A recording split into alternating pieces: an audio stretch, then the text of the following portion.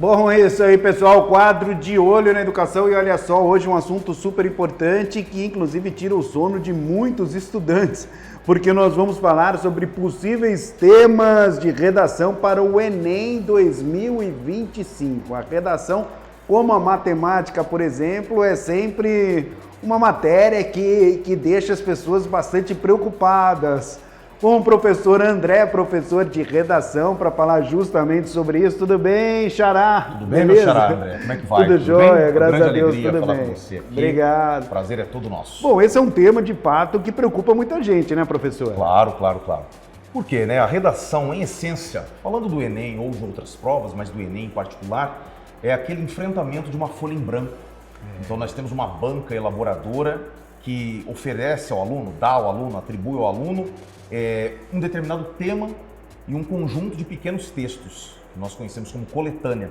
E a partir dali, diante de uma folha em branco, o aluno tem que manifestar a sua opinião, o seu ponto de vista.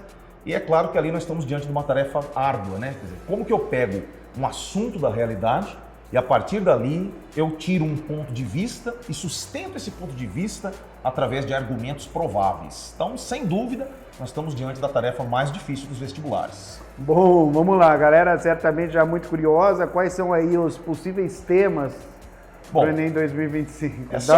Já adianto que é uma pergunta bastante ingrata, né? É muito difícil responder porque isso nos coloca diante de um dilema que é cravar um tema possível. Mas é claro que a gente trabalha com uma série de possibilidades. Se a gente pegar ao longo do tempo, né, que tipo de coisa que o Enem vem cobrando em relação aos seus temas, a gente fica sempre diante de uma gama que envolve questões socioeconômicas, ou questões culturais, ou questões de saúde, ou questões de política como um todo. Quer dizer, não são questões filosóficas, abstratas, abertas, questões que não são palpáveis. Muito pelo contrário, são questões aí de caráter social, econômico, enfim. A gente pensa, por exemplo, no enfrentamento de divulgação de fake news, chamadas informações falsas. Como que a gente pega esse tema? Quer dizer, de onde que a gente extrai esse tema?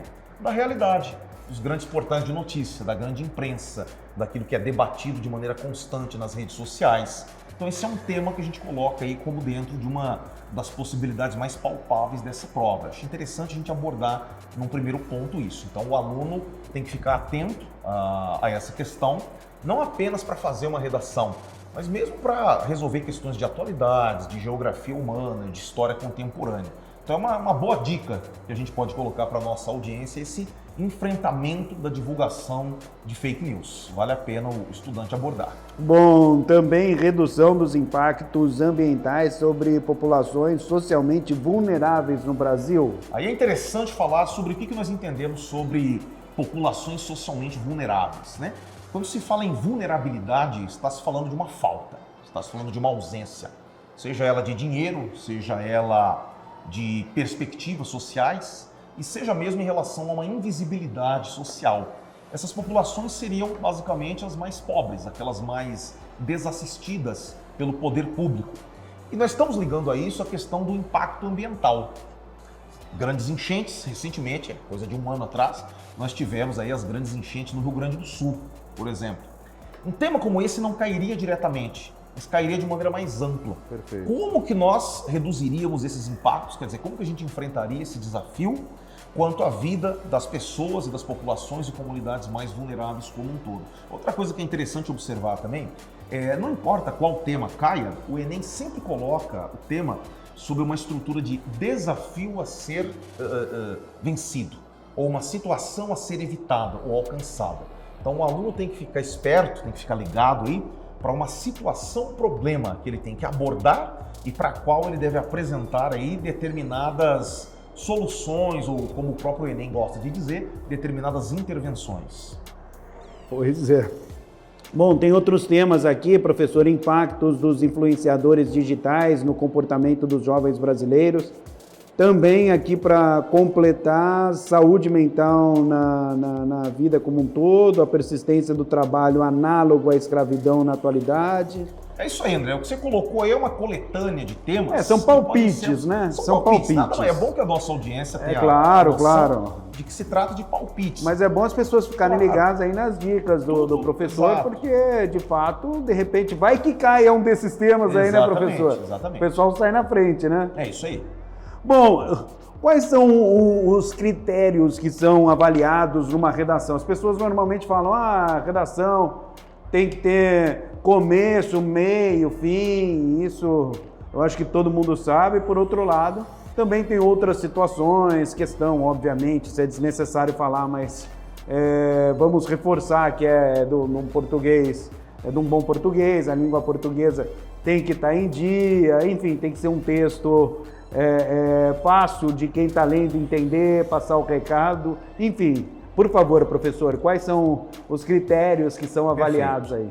Quando se fala numa redação do Enem, o estudante tem que estar atento ao fato de que se trata de uma dissertação argumentativa. Boa. Então, de nenhum modo ele vai escrever um outro tipo e um outro gênero textual. Isso aí já está claro, é definido, é um ponto consensual, né? Então, trata-se de uma dissertação argumentativa. Então, o aluno deve apresentar o seu ponto de vista ali num texto de cerca de 30 linhas, né? Sugere-se que ele escreva esse texto numa estrutura de 4 parágrafos, em que ele demonstra as seguintes competências, né? São 5 como um todo.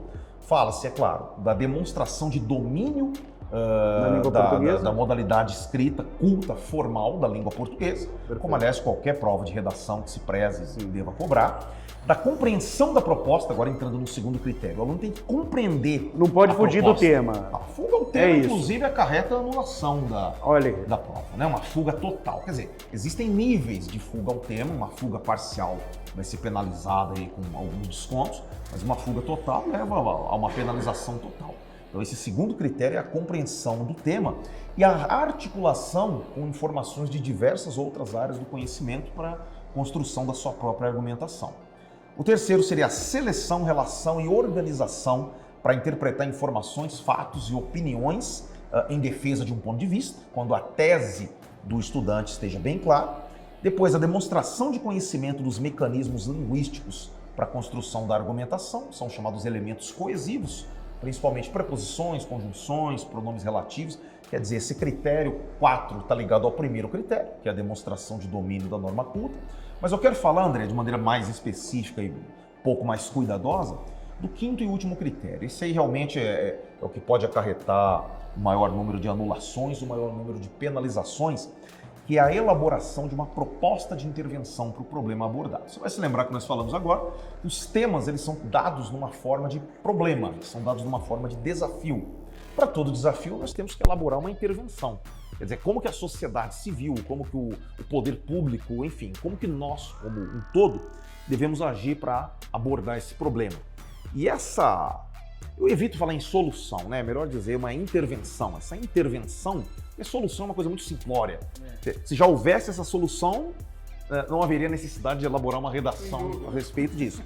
Isso deve ser colocado de uma tal maneira que articule o texto como um todo e sirva de encerramento não só a proposta, mas ao próprio texto dissertativo como um todo. Então, recomenda-se, né, costumamos dizer que esse seja o último parágrafo do texto, né, uma espécie assim de um grand finale, uma conclusão. Então, o aluno deve colocar essa proposta de intervenção aí com seus determinados agentes, modo, meio, efeito e detalhamento, para que se encerre o texto de maneira adequada e coerente. Bom, e nunca na primeira pessoa, né, professor? Nunca na primeira pessoa, né? Compreende-se que um texto dissertativo, argumentativo, ele tem que dar uma opinião em caráter geral. É claro que se trata da opinião individual do candidato, do aluno, do vestibulando, mas essa opinião tem que ser colocada em terceira pessoa no sentido de dar uma maior universalização a esse ponto de vista. Eu estou dando uma olhadinha aqui, professor André, meu xará, por que em 2024 pouquíssimas nota 1000 no Enem? Essa resposta ela envolve diversos fatores, né? E nós teríamos que ser aí infiltrados entre os elaboradores da prova, né? Infiltrados no INEP, que é um instituto que elabora a prova, mas brincadeiras à parte, é claro que dá para a gente fazer algumas conjecturas a respeito. Se você analisar, de alguns anos para cá, o Enem tem sofrido na boca da opinião pública como uma prova supostamente desorganizada, muito vulnerável a vazamentos, né? E também muito amarrada numa certa estrutura. Onde que eu quero chegar com essa reflexão? Seria muito fácil, teoricamente, atingir uma nota boa ou até uma nota máxima se a gente seguisse, então, uma certa receita de bolo em relação a essa estrutura. Então, de certo modo, o que nós observamos? Uma rigidez maior na correção. É isso mesmo, um aperto maior em relação à banca corretora e às propostas que os candidatos enviam. Então não está tão fácil assim tirar uma nota boa. Não estou nem falando de nota 1000, mas uma nota excelente, acima de 900, 950 ali. Está cada vez mais difícil atingir essa nota altíssima, e não só no Enem, mas em outras provas também, justamente por conta de um aumento dessa rigidez. Como se os elaboradores da prova quisessem se tornar mais levados a sério, digamos assim. Boa, bom. Para a gente concluir aqui, professor André, quais as dicas para a galera que está acompanhando a gente, assistindo ao quadro De Olho na Educação? Está querendo saber, né, as últimas dicas? É treinar bastante, redação, quanto mais fizer, melhor? Bom, é um clichê a gente dizer que o hábito leva à perfeição, mas em matéria de redação é uma verdade que se comprova ano a ano. Quanto mais escrever, melhor. Exato, quer dizer, se você não faz redações, não vai ser no Enem oficial para valer que você vai fazer uma redação boa milagrosamente. Então, o treino, o hábito, o estudo diário, a participação nas aulas de redação e uma dica muito valiosa aqui, o conhecimento dos temas e das estruturas anteriormente cobradas no Enem.